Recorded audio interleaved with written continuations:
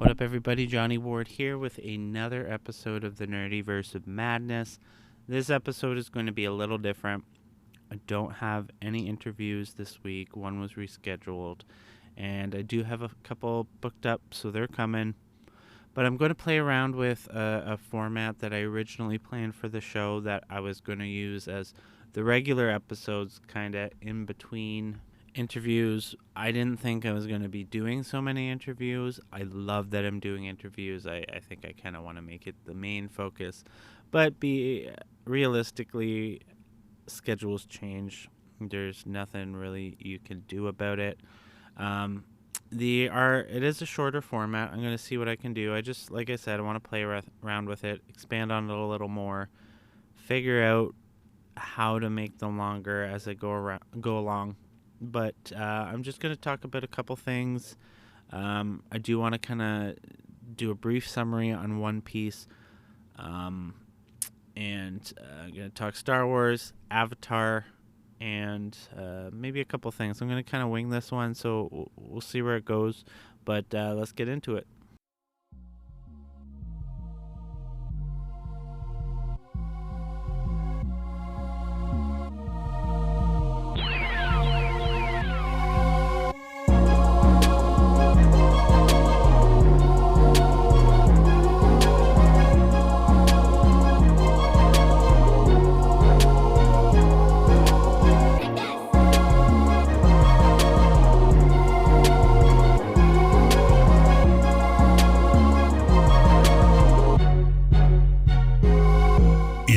In nerddom is at an all-time high. Where once we hid in our parents' basements, everyone is stepping out into the light and embracing fandoms with a newfound vigor. One man hopes to gather and speak with them all. This is the place where all fans can come and discuss the things they love, the things they hate, and maybe, just maybe, discover something new to devote all their time to. Welcome to the Nerd Podcast to rule them all. Prepare to fall into the Nerdyverse of Madness.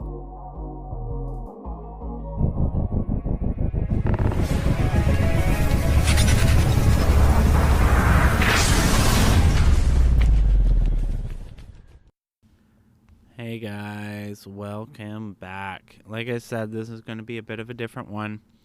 It's going to be kind of similar to the first episode. If you've been listening from the beginning, you're going to kind of remember, maybe. I don't know. It's been a long... What episode is this? 9, I think? Which is crazy to me. But yeah, I had no idea that I was going to be doing so many interviews. I'm glad it's turned out that way, but this was kind of going to be... this is what I thought was going to be the main body of the podcast, at least for the first year, until it gained a little more momentum, but alas, here we are. So I'm going to start off with One Piece. I've definitely mentioned it before. My goal for this year, for me and my kiddo, was to watch the entire series. A lot of people said it was impossible. It's definitely not impossible. It could have been done, but a lot of things have been coming up. I mean, I've been doing the podcast. I've been doing a lot of thrifting. You can find me at the Haunted Pop-Up on Instagram, selling a lot of secondhand books, retro horror, retro fantasy, a couple random vintages, and some mangas, a few other things. I'm not sticking to one thing, but the main focus is horror. I've also been doing a lot of random thrifting on eBay that I'm not really advertising too much because it doesn't really fall into a niche, but I've been doing kind of well, like knickknacks, stuffed animals, reselling, that kind of nature.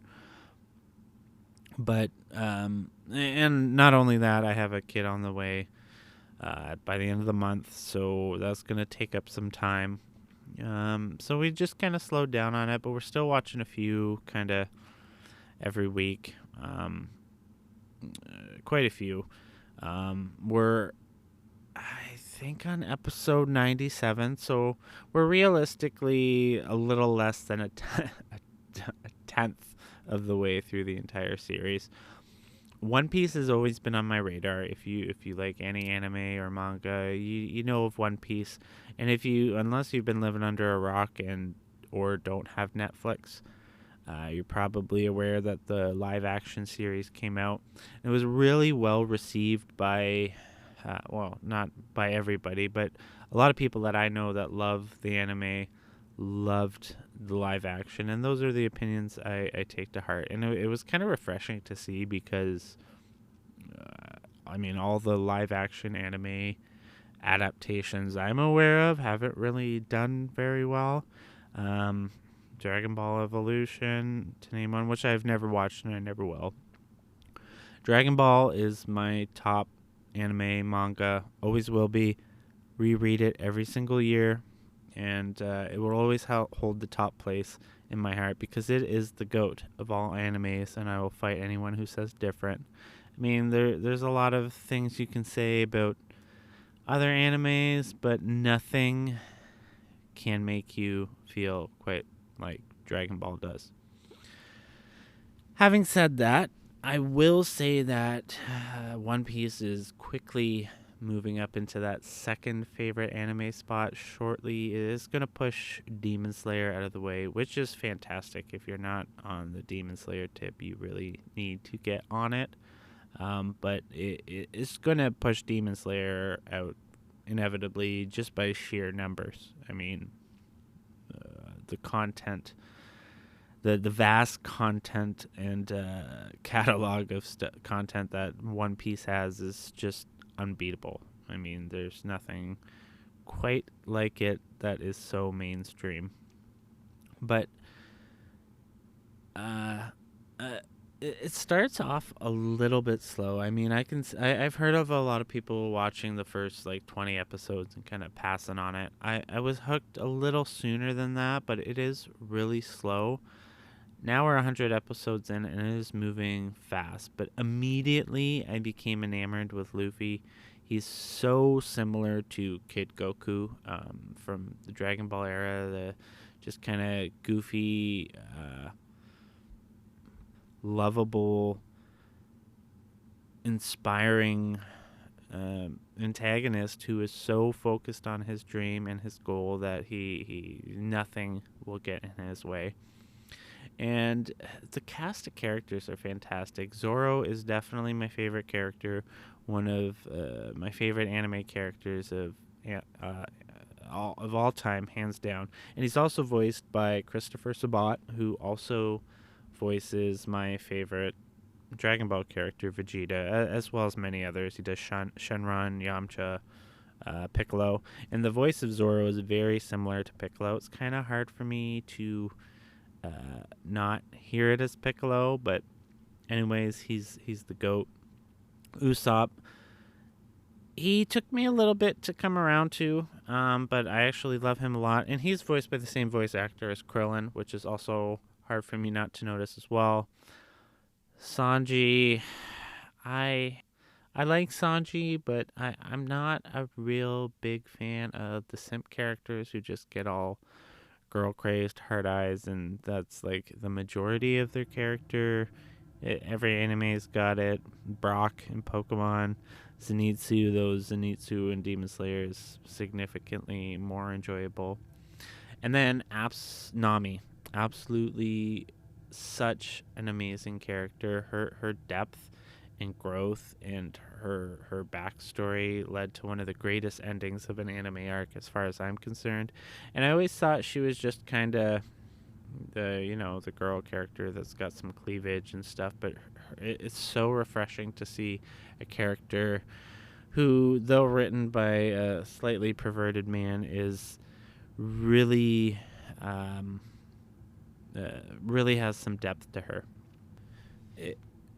One Piece for me is very reminiscent of the early Dragon Ball pre-Z days. It just really awakens that sense of adventure. And I'm pretty sure I've said this before, but I every time I'm watching, I just want to be on that ship with this crew. I would follow Luffy blindly into the depths of hell. Absolutely no question. Ain't no doubt about it.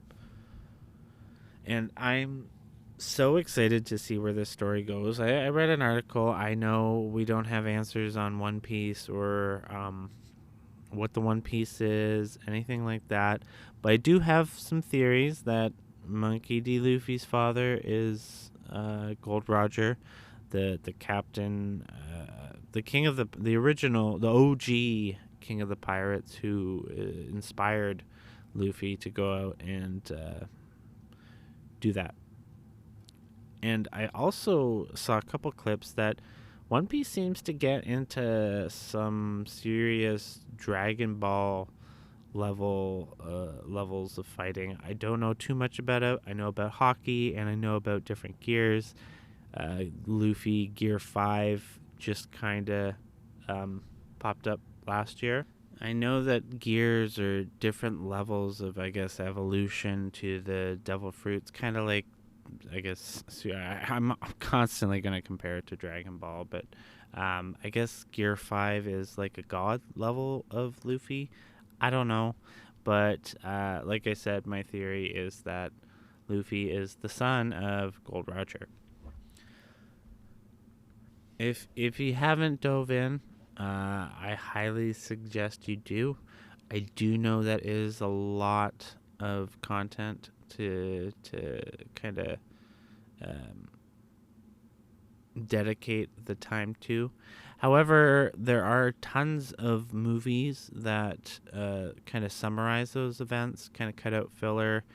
You can get the first 3, 4 arcs, maybe even more that I know of, in movie form. So if you just kind of want to catch yourself up, that's the way to go. I am a Puritan, and I need to get it all in. But it is so good. So if you're on the fence about One Piece, dive in. You got to do it. Moving on from One Piece, but staying in the anime field, the Demon Slayer movie came out a couple weekends ago, and it was absolutely phenomenal. Another anime you have to watch. It is so good. The animation in Demon Slayer is so beautiful that it actually gives me chills sometimes when I think about it. It's just something you have to watch, and it's a sight to be beheld. And it actually makes me really happy. My best friend passed away last year, but I finally convinced him to pick it up, and he saw the first 3 seasons. I think he watched to the end of Entertainment District. Yeah, that's everything that was on Netflix, and he loved it. He was so happy with it. Does make me a little sad that he's not going to finish it and we can't talk about it, but there's a million things that are going to be like that for the rest of my life. C'est la vie. But I'm glad he watched it. But the new arc, we're beginning the crescendo. Does that mean nearing an end? We're at the beginning of what's going to lead into the end of the manga, and I'm so excited to see it visually. I know how it ends, but it's going to be nice to kind of see it on screen. Last week, to move on from anime, no, not last week, 2 weeks ago, Bad Batch dropped, and this is the final season. You're probably all familiar with the Clone Wars series if you know anything about Star Wars. Bad Batch is kind of a spin-off, though I kind of consider it a continuation of Clone Wars. I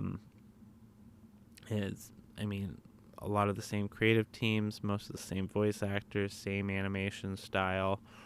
It's Bad Batch is fantastic because it is the first content we've gotten of Star Wars that kind of touches on the rise of the Empire, that shift between the Galactic Republic's army into away from clone troopers into Imperial stormtroopers, and the Emperor really digging in deep into the galaxy, all the planets, their presence, establishing it, as well as setting up all his the beginning of him setting up all his contingency plans for him passing away, if ever. A lot of people can kind of say that they're just doing it to clear up those plot holes that were opened by Rise of Skywalker and him coming back. But if you followed Star Wars for long enough, whether or not you like Rise of Skywalker, I know it's an imperfect movie. It's not the best Star Wars movie ever. It is still good. It just moved way too fast and it needed a lot more details. Everyone's like, somehow Palpatine returned. I don't know why that clip's taken out of context because it is literally explained in the next sentence. It's not like the answer was somehow Palpatine returned. It's cloning. Dark side magic. Come on. Literally, Meriadoc says it in the next sentence. But I'm not going to go down that rabbit hole. What I'm saying is Bad Batch is fantastic, and I truly think by the end of this season, these 3 seasons of Bad Batch will mark perhaps my favorite Star Wars content. This season's going to be emotionally gut-wrenching, and I'm going to say it right now. I had this thought this morning. I think we're going to see some Vader. I think we're going to see Darth Vader in this season. Somehow, we saw Palpatine. Vader's going to come out. It has to happen, I think. And I think it's going to blow my frickin' mind, as well as the minds of thousands of Star Wars fans just like myself. But that's what I'm going to be doing every Wednesday until May 1st. I think the final episode airs. It's going to be good. Moving on from Star Wars, we also have the Avatar The Last Airbender live action series on Netflix. This has been pretty divisive. We have people who either hate it or love it, or some people just say it's okay, dog. I personally love it. I'm only 2 episodes in. My wife never watched Avatar with us. The cartoon was just kind of me and my son's thing, and we absolutely love this show. But Ashley is really interested in watching and seeing the story. She listened to a Rustage song, Stand and Burn by Rustage, who I want on this show.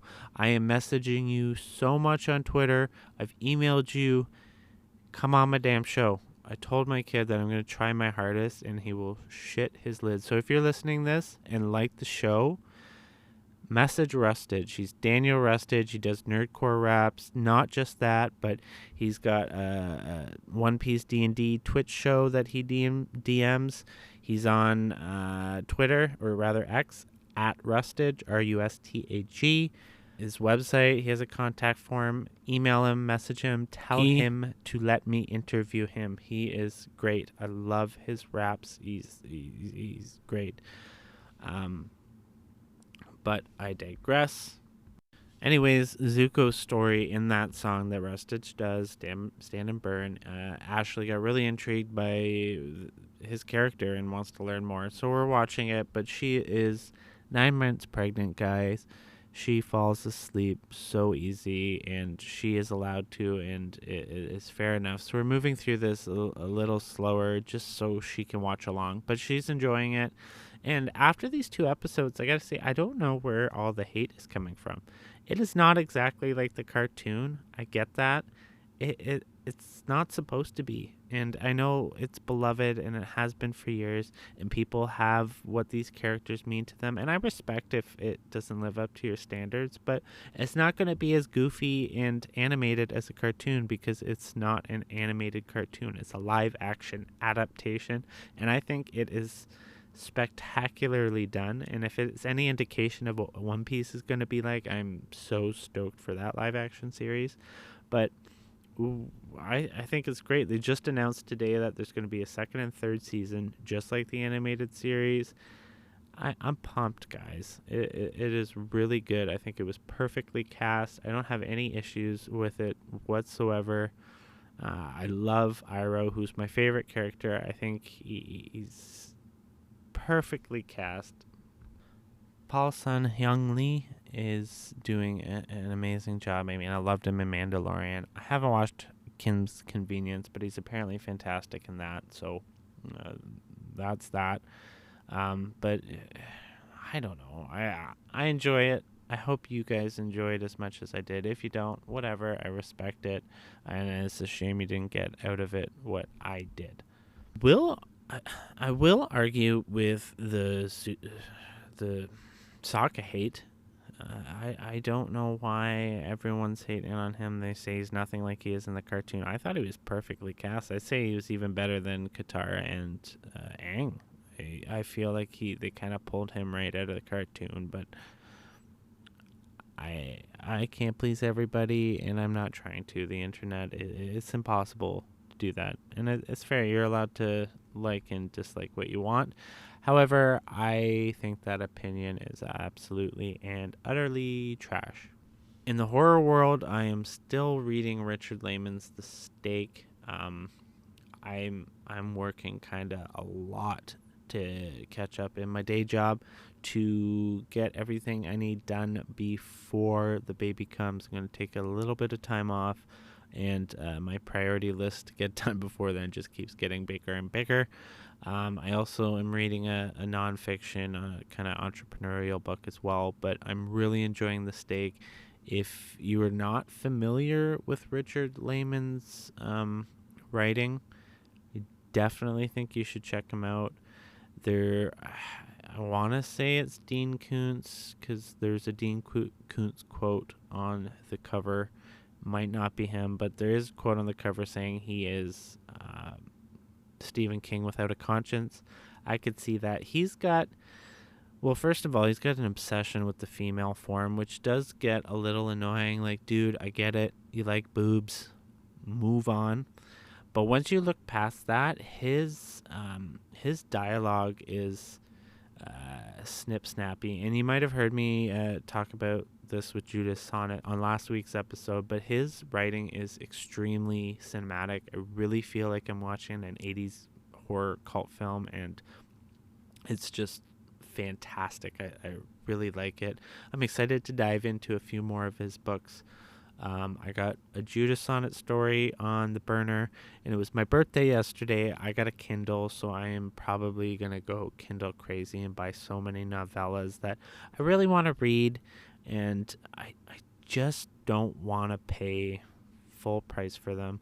I know that is how indie authors make their money, but I have so many books on my shelf that are great, and I love collecting books, but there are just some that I didn't really need to buy. But I will say that if your writing is fantastic and I really like the book, if I read it on my Kindle, I'm going to be buying a hard copy cover, or a physical copy of the book. Wow, words are hard. I'm going to be buying it to add onto my shelf. So that's kind of where I'm at with horror. I'm working on a horror story as well. Same kind of thing, not writing as much as I want to be. Currently working on finishing Halloween Kills, but it is drab. I didn't like Halloween 2018, and this one is worse. It's worse. However, I will say the kills are fantastic. It is just blah. I do not like what they did with Laurie in these movies. Like 2018, she was absolute powerhouse, ready to kill this guy, Michael, training for years, and then she just kind of botches it all at the end. All that character development just out the window. That really pissed me off. Maybe I should rewatch it because I seem to be alone in my opinion. But I don't know. Well, I'm getting to the end of the episode. I think that's enough rambling for now. But if you remember how I closed out my first episode, I wanted to end each episode with a little segment called A Little Known Highlight. The first episode I did Tobin Elliott, one of my favorite Canadian authors who wrote a series that I just fell in love with, which you're aware of if you listen to my second episode where I interview Tobin. This one I'm going to talk about a manga that I absolutely love. Not a lot of people know about it. It is called Elfen Lied. I figure I talked a lot about anime in this episode, so this is the one I'll cover. Now, I bought it on a whim, and I actually found out that it was the main inspiration for 11 in Stranger Things, and I see where it is. This thing is pretty long, 4 omnibuses that are big boys. They're thick, but it is one of the greatest manga series I've ever read. It is full of violence and blood and nudity, and it is wonderful. Now, if you've heard of Elfen Lied and you only know about it from the anime, I'm not going to watch it. I haven't watched it, but I've read a lot of summaries on it, and it pretty much just focuses on the nudity. It's almost like a softcore hentai, I guess, and it just cuts out a good 80% of the story and absolutely guts it. There's no character development, nothing like that, but if you're looking for something dark and gritty and bloody and violent, and you're kind of thinking you might want to jump into manga, I highly suggest Elfen Lied. I think it might be inspired by The Door to December by Dean Koontz. I have a coworker who was watching Stranger Things and said that she thinks it inspired 11. However, it didn't. It was inspired by Elfen Lied, like I said, but I found no correlation between the two, but I wouldn't be surprised if Elfen Lied was a little inspired by it. It is written by Lin Okamoto. Okamoto is probably how it's pronounced. I don't know if he's written anything else. I'm assuming he probably has. It was distributed and maybe published by Dark Horse Comics, but I highly, highly, highly recommend it. Please check it out. If you've checked it out, let me know, because I would love to talk about it with anybody who's familiar with it. All right, I think that's enough of my ramblings. I'm going to leave a Q&A in this episode on Spotify, so let me know what you thought. Give me suggestions of things you want to talk about, and I'm going to close out by, please, if you're listening to this, please, please, please subscribe to it on whatever podcast service you use to listen to your podcast. It really helps, and if you could leave a star review, it helps with the visibility. I absolutely love doing this and bringing you content every week, whether you like it or not. It's something it really refreshes me creatively, and I think I need it in my soul. And if you appreciate what I'm doing, it'll really help and help me continue to do it. You can find all my socials at the top bar on my blog website, www.thenerdyverseofmadness.ca. Been a little inactive, and like I said, all my writing's kind of stockpiled, but I do have stuff on the back burner blog-wise. I got some interviews and some posts, and they're just kind of all going to all come at you at once. But yeah. So let me know what you thought of the format as well. This is kind of different than what I've been doing, so let me know your thoughts. Anything I could do better. I am always good with feedback. Jaden Turner is going to hit me with feedback. He always does, and I appreciate that. But I would like to hear what other people have to say about things they liked, things that I could do better. I am not against constructive criticism at all. So give it to me and give me things you'd like to hear, because I mean, ultimately I'm doing this for the listeners. So if there's stuff you want to hear or you want me to do, I'll see what I can do and try and make it happen for you. All right, well, that's all I have this week for the Nerdyverse of Madness.